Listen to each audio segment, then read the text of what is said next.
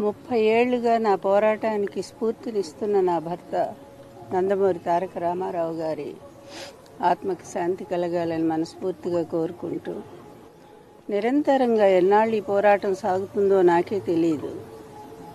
కళ్ళ ముందు ఎన్ని జరుగుతున్నా కూడా, ఎన్ని అకృత్యాలు జరుగుతున్నా కూడా బాధపడుతూనే ముందుకు సాగిపోతూనే ఉన్నాను. ఇప్పటికి కూడా ఈ అబద్ధాల ప్రపంచం, ఈ దుర్మార్గుల అరాచకం నన్ను వెంటాడుతూనే ఉంది, వేధిస్తూనే ఉంది.